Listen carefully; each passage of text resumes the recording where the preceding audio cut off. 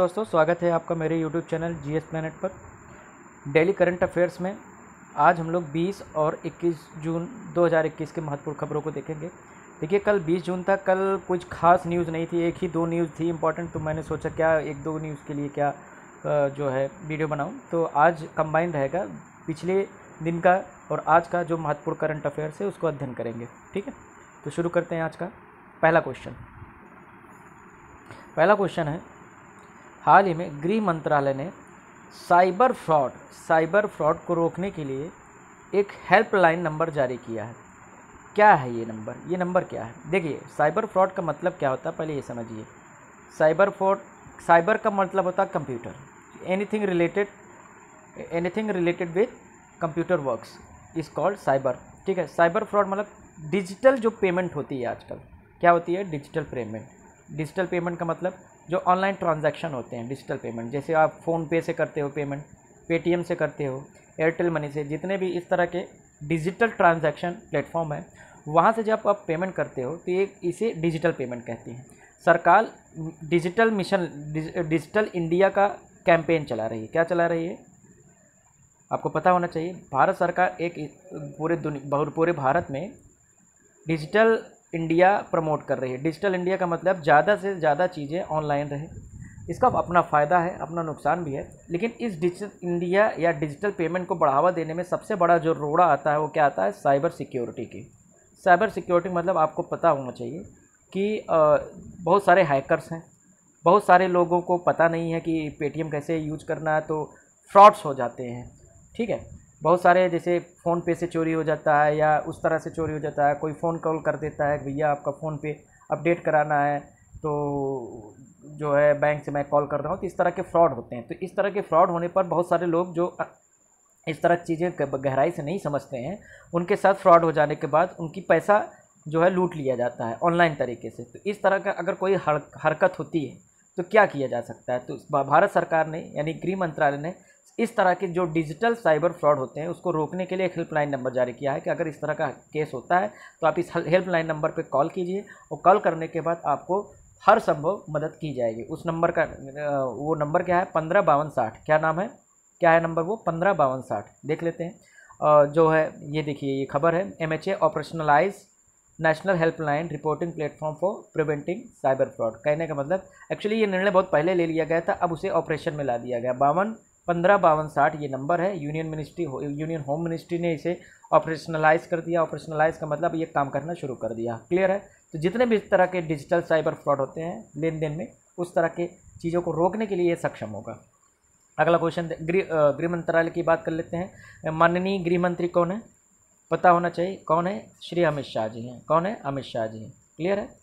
ये मौजूदा सरकार में नंबर 2 की पोजीशन पे है, पावरफुल की अगर बात करें तो अमित शाह जी गृह मंत्री हैं। ठीक है, गुजरात से आते हैं। अगला क्वेश्चन है कि हाल ही में किस राज्य सरकार ने ऑनलाइन शिक्षा को बढ़ावा देने के लिए ई पाठशाला और ई मूल्यांकन कार्यक्रम की शुरुआत की? जैसा कि आपको पता है कि इस समय लॉकडाउन चल रहा है, स्कूल कोचिंग वगैरह सब बंद चल रहे हैं लॉकडाउन के कारण। तो बच्चों के अंदर जो शैक्षणिक प्रगति है, यानी उनका जो एजुकेशनल प्रोग्रेस है, वो पूरी तरह से रुक गया है। तो उस तरह की प्रगति में कुछ रुकावट ना आए, इस तरह की चीज़ें की जा रही है कि डिजिटल माध्यम से उनको पढ़ाया जाए। डिजिटल यानी कि ऑनलाइन लर्निंग को बढ़ावा दिया जाए। तो इसके लिए क्या किया गया है? ई पाठशाला और ई मूल्यांकन नामक 2 कार्यक्रम शुरू किया गया है। 2 प्लेटफॉर्म है।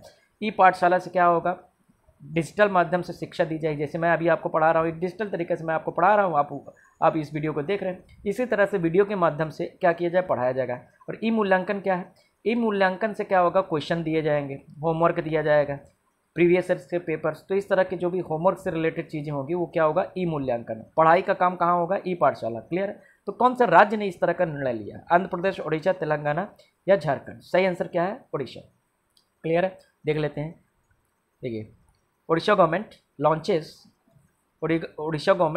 E learning methods for students. ये पूरा न्यूज़ है, इसमें बस यही याद रखना है कि ई पाठशाला और ई मूल्यांकन। ई पाठशाला क्या करेगा? ऑनलाइन लेक्चर्स के लिए, और ई मूल्यांकन क्या? होमवर्क, क्वेश्चन पेपर वगैरह वगैरह के लिए। उड़ीसा की बात कर लेते हैं। उड़ीसा की राजधानी क्या है? भुवनेश्वर जो है इसकी राजधानी है। गवर्नर इसमें कौन है? गणेशी लाल जी है। और चीफ मिनिस्टर मोस्ट इम्पॉर्टेंट नवीन पटनायक जी, बहुत अच्छे मुख्यमंत्री हैं। ये लगातार 5 बार मुख्यमंत्री रह चुके हैं। किसके, ओडिशा के। अभी इनका 5वां कार्यकाल चल रहा है। ठीक है, अगला क्वेश्चन देखते हैं, थर्ड क्वेश्चन। हाल ही में भारत सरकार ने किसे विश्व व्यापार संगठन के एक मिशन के लिए निदेशक के रूप में यानी डायरेक्टर के रूप में किसे नियुक्त किया गया है? आशीष चंदुरकर, मंगल प्रजापति, राजेश सिन्हा, महेश पांडे जी। तो सही आंसर क्या है? आशीष चंदुरकर। क्या है ये न्यूज़ देख लेते हैं, हिंदी में अच्छा देख लेते हैं। ठीक है, बहुत सारे लोग कहते हैं कि अंग्रेजी देखते हैं। ठीक है, हिंदी में देख लेते हैं। सरकार ने आशीष चंदोरकर को भारत के WTO मिशन में निदेशक के रूप में नियुक्त किया है। ठीक है, तो आशीष चंदोरकर जी हैं, ये भारत सरकार ने इनको नियुक्त किया है। ध्यान दीजिए, बहुत ही इंपॉर्टेंट बात क्या है, ये कोई सरकारी व्यक्ति नहीं है, ये निजी कंपनी के, मतलब ये निजी क्षेत्र से आते हैं। निजी मतलब प्राइवेट क्षेत्र से आते हैं। कहाँ से आते हैं? ये प्राइवेट सेक्टर से आते हैं। प्राइवेट सेक्टर से आते हैं, इनको नियुक्त किया जाएगा। तो ये बहुत ही महत्वपूर्ण हो जाता है। अब प्रश्न ये उठता है कि काम क्या करेंगे? तो जो WTO है, वर्ल्ड ट्रेड ऑर्गेनाइजेशन, जिसे विश्व व्यापार संगठन भी कहा जाता है, ये एक महत्वपूर्ण संस्था है। सबसे पहले इसको जान लेते हैं। तो WTO यानी इसका नाम क्या है? विश्व व्यापार संगठन। नाम से लग रहा है क्या करा जाएगा? तो भैया ये एक अंतर्राष्ट्रीय संगठन है। इसका काम क्या है? पूरी दुनिया में विश्व स्तर पर व्यापार को बढ़ावा देना है। तो विश्व स्तर पर अगर व्यापार को बढ़ावा देना है तो सबसे महत्वपूर्ण चीज़ें क्या आती है? तो इसमें सबसे बड़ी चीज़ें आती हैं प्रोटेक्शनिज्म मतलब संरक्षणवाद। जैसे मान लो ये एक देश है चाइना, ये इंडिया। अब इंडिया का माल बिकने के लिए चाइना में गया, तो चाइना की सरकार ने बोला नहीं, हम आपके माल को यहाँ पर नहीं, बाजार में अलाउ नहीं करेंगे। या चाइना ने बोला, इंडिया ने बोला चाइना के माल को हम अलाउ नहीं करें। तो इस तरह की चीज़ें अगर होती हैं तो ये ग्लोबल जो ट्रेड प्रिंसिपल है, यानी कि वैश्विक व्यापार के जो मूल्य हैं उसके खिलाफ है। इस तरह की चीज़ें ना हो, इस तरह के संरक्षणवाद ना हो पाए, इस तरह को हथकंडों को रोकने के लिए WTO का गठन किया है कि पूरे विश्व में व्यापार के लिए उचित माहौल हो और उचित तौर तरीके अपनाए जाएं। क्लियर हुआ, समझ में आया? पूरी दुनिया में क्या करना है? व्यापार को बढ़ावा देने के, उस तरह की सभी तरह के अड़चनों को दूर करने के लिए ये जो है संगठन बनाएगा। इसके अलावा अगर 2 या 2 से अधिक समूहों के बीच में, देशों के बीच में कोई व्यापार से लेकर विवाद है, तो वहाँ पर WTO में एक ट्रिब्यूनल है, न्यायाधिकरण है, तो वहाँ पे अपील की जा सकती है। वहाँ पर इस तरह के अगर जो भी विवाद है उसका निपटारा किया जाएगा। समझ में आया? तो विवाद का निपटारा भी ये करती है। इसका गठन कब हुआ था? मोस्ट इंपॉर्टेंट, 1 जनवरी 1995 में। कब हुआ था इसका गठन? 1 जनवरी 1995 में हुआ था। ये एक पता होना चाहिए। दूसरी चीज़ बात क्या है कि इसका हेडक्वार्टर कहाँ है? मोस्ट इंपॉर्टेंट, हेडक्वार्टर कहाँ है? जिनेवा स्विट्जरलैंड में। जिनेवा स्विट्जरलैंड में कई और सारे हेडक्वार्टर हैं। WHO के हैं, WMO के हैं, WHO world health organisation, world meteorological organisation यानी कि विश्व मौसम संगठन, ITO का है, ITO इंटरनेशनल टेलीकॉम ऑर्गेनाइजेशन। ठीक है, तो WTO इतने सारे संगठन के हेडक्वार्टर हैं। तो WTO में अब भारत का जो भी मुद्दा होगा कौन उठाएंगे? आशीष चंदोरकर जी। क्लियर है? अगला क्वेश्चन, हाल ही में इब्राहिम रईसी किस देश के राष्ट्रपति चुने गए? ये मोस्ट इंपॉर्टेंट क्वेश्चन है, मुझे लगता है ये पक्का एग्जाम में आने वाला क्वेश्चन है। इराक, UAE, सीरिया या ईरान? सही आंसर क्या है? ईरान। ईरान के ये नवनियुक्त राष्ट्रपति हैं। ठीक है, देख लेते हैं न्यूज़। अल्ट्रा कंजर्वेटिव का मतलब होता है अतिवादी या अति रूढ़वादी। ठीक है, रूढ़वादी मतलब जो पुराने विचारों को लेकर आगे बढ़ता हो, और अति रूढ़वादी मतलब बहुत ज़्यादा है, उसके लिए ये क्या रहते हैं? वायलेंट रहते हैं। ठीक है, हिंसक रहते हैं। तो अति रूढ़वादी Ebrahim Raisi wins landslide victory in Iran presidential election. Iran की जो अभी राष्ट्रपति का चुनाव हुआ है उसमें ये पूर्ण बहुमत के साथ, यानी कि बहुत ही लैंडस्लाइड मतलब बहुत ही ज़्यादा अंतर के साथ ये विजयी हुए इब्राहिम रईसी। वहाँ के ये जो धार्मिक नेता ईरान, देखो ईरान में जो सबसे बड़ा नेता होता है राष्ट्रपति नहीं होता, वहाँ के जो धार्मिक नेता है, ठीक है, धार्मिक नेता कौन होता है? शिया प्रमुख जिसे कहा जाता है, शिया प्रमुख। अब ये शिया क्या होता है आपको पता होना चाहिए। इस्लाम में बहुत सारे धड़े हैं, बहुत सारे धड़ों में 2 सबसे प्रमुख धड़ कौन है? एक है सुन्नी और दूसरे हैं शिया। ठीक है, सुन्नी जो इस्लामिज़म है उसका नेता कौन है? सुन्नी इस्लामिज़म का नेता है सऊदी अरब, और जो दूसरा है शिया का जो नेता है वो ईरान। तो ईरान में मुख्यतः शियाओं का राज है। किसका राज है? शियाओं का राज है। क्लियर है? और सुन्नियों का जो सुन्नी इस्लामिज़म का जो नेता है वो सऊदी अरब है, या बाकी और भी इस्लामिक कंट्रीज़ हैं। तो पूरी दुनिया में शिया और सुन्नी की आपस में लड़ाई चल रही है। आज से नहीं चल रही, हज़ारों साल से चल रही है। तो शिया का प्रतिनिधित्व कौन करता है? ईरान करता है। और सुन्नी के प्रतिनिधित्व कौन करता है? सऊदी अरब करता है। क्लियर है। अब इसके पीछे इतिहास में जाएंगे तो बहुत सारी घटनाएं हैं। अली हुसैन की घटना हुई थी। तो शिया ऐसे समझिए दोनों मुस्लिम हैं, लेकिन शिया का जो धार्मिक मान्यता है थोड़ा सा सुन्नी से अलग है। दोनों के अपने दोनों के अलग अलग मस्जिद होते हैं, दोनों अल्लाह को ही मानते हैं, दोनों कुरान को ही मानते हैं, दोनों इस्लाम को ही मानते हैं, दोनों मोहम्मद साहब को ही मानते हैं, लेकिन थोड़ा थोड़ा अंतर है। उस पर अगर जाएंगे तो लगभग आधे घंटे का ये लेक्चर हो जाएगा, तो उसकी कोई ज़रूरत नहीं। बस इतना आप समझिए कि शियाओं का जो सबसे बड़ा देश है वो कौन है? ईरान है। यहीं पर है करबला। अब आप लोग याद आएगा करबला कहाँ यूज होता है? करबला मैदान है जहाँ पर जो शिया जिनको सबसे ज़्यादा मानते हैं अली हुसैन जी, इनका जो है क्या हुआ था? शहीद हुए थे वो। तो इसीलिए शहीद करबला कहा जाता है, जिसकी याद में मुहर्रम मनाया जाता है। तो मुहर्रम बेसिकली किसका त्यौहार है? सुन्नियों का नहीं है, ये शियाओं का त्यौहार है। क्लियर है। तो शिया मुल्क कौन है? ईरान है। ईरान की राजधानी क्या है? ये इंपॉर्टेंट है। ईरान की राजधानी बच्चा क्या है? तेहरान। क्या है? तेहरान इसकी राजधानी। और इसके नए नवनियुक्त राष्ट्रपति कौन है?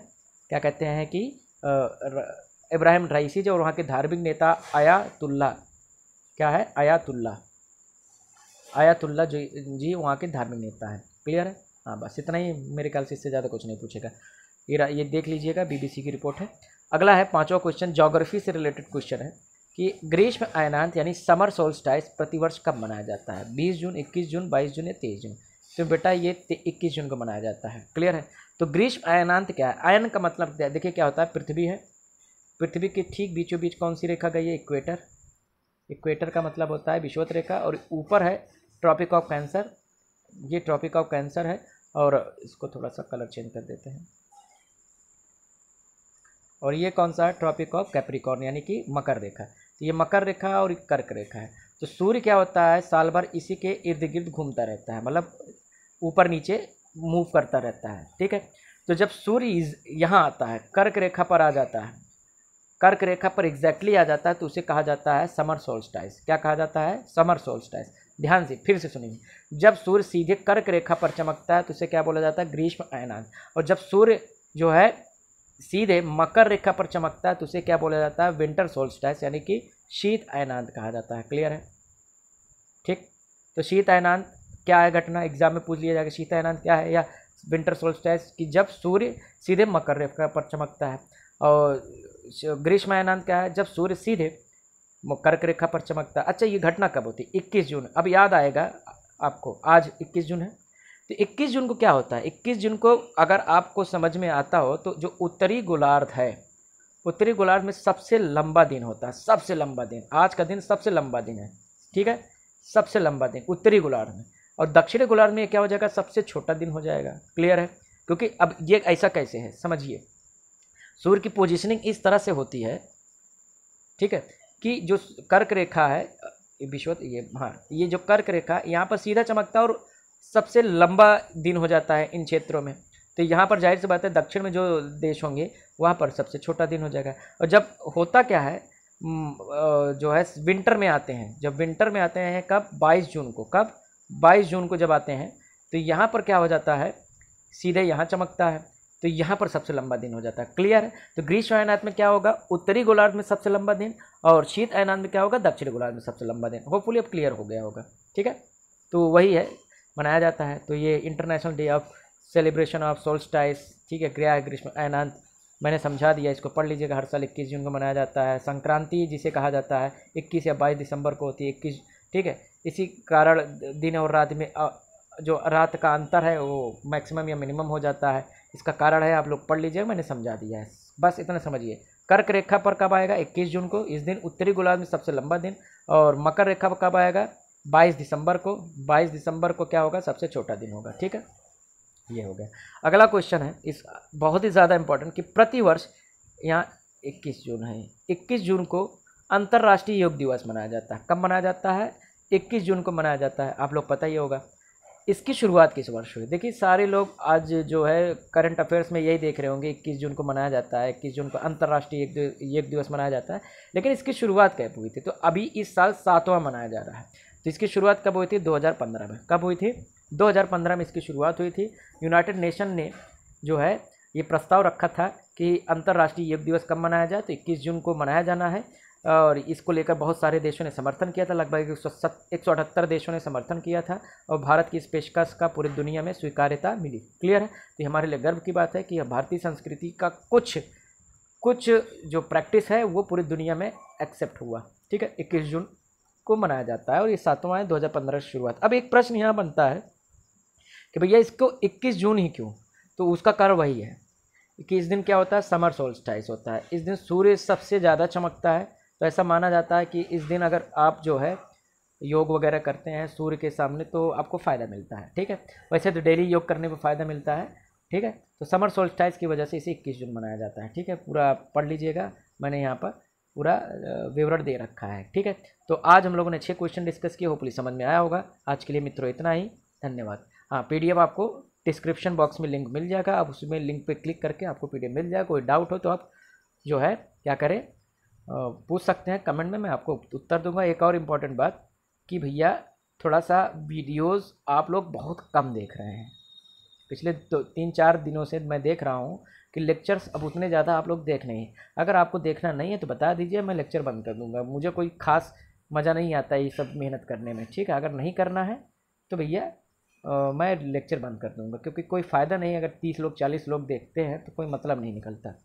ठीक है, अगर चाहते हैं लेक्चर कंटिन्यू रहे तो थोड़ा सा प्रमोट कीजिए। Thank you all.